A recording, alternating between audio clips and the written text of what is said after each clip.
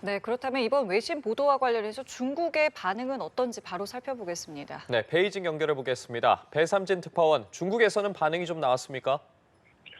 네, 중국에서 주한미군 일부 이전선과 관련한 반응은 아직 나오지 않았습니다. 그동안 트럼프 행정부는 미군의 주된 역할을 대중국 견제로 삼겠다고 표명해온 상태인데요. 미군 전략의 중심축이 한반도에서 중국 견제로 이동하고 있다는 신호로 읽힙니다.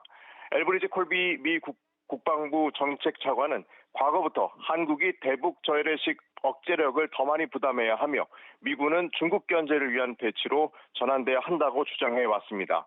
실제 미 국방부는 전 세계 미군의 병력 배치와 운용 전략을 대대적으로 재검토해온 것으로 알려졌는데요. 우크라이나 전쟁과 중동 내 불안정, 인도 태평양에서의 중국 견제 등 전 세계적 도전에 대응하기 위한 군사적 유연성 확보 차원이라는 게 일반적 시각입니다.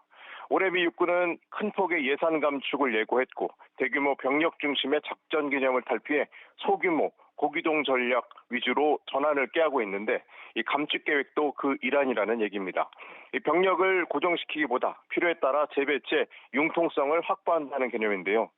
주한미군 일부 병력을 해당 지역으로 분산시키는 방안은 미국 내 군사 효율성 측면에서 지지를 받을 수도 있습니다. 미군은 최근 몇 년간 중국의 군사적 팽창을 견제하기 위해 괌과 티니안, 필리핀 등지의 군사시설을 증강 배치했고 기동성 높은 순환작전 유닛도 확대해왔습니다. 주한미군은 한국에만 있어야 한다는 개념, 즉 주둔군이 아니라 인도 태평양 지역 안정과 억제를 위한 핵심 전력 자산으로 쓰여야 한다는 개념으로 이해됩니다. 이 때문에 중국이 진출을 목표로 하는 괌과 오키나와, 대만, 필리핀을 잇는 1차 도련선의 병력 증강이나 순환 배치가 이루어지면 중국에는 더 민감하고 부담스러운 요소가 될 것으로 관측됩니다. 중국 입장에서도 한반도의 고정된 개념이 아니라 인도 태평양 작전을 수행하는 구조로 바뀐다면 고려해야 할 요소가 더 많아질 것으로 전문가들은 보고 있습니다. 반대로 주한미군의 감축이 중국의 군사적, 정치적 영향력 확대로 이어질 수 있다는 시각도 있습니다. 주한미군을 감축하면 한반도와 동북아시아 전체에서 미국의 군사적 억제력이 감소해 중국의 전략적 우위가 크게 향상될 기회가 된다는 얘기입니다. 한미일 삼각 안보 협력이 약화되고 대만에 대해서도 중국의 전략적 우위가 커질 수 있다는 분석인데요.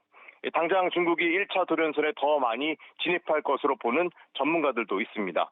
한국의 안보 불안이 커질수록 중국은 한국을 자국 중심의 외교 경제 질서로 끌어들이기 위해 공을 더 들일 수 있다는 분석도 있습니다.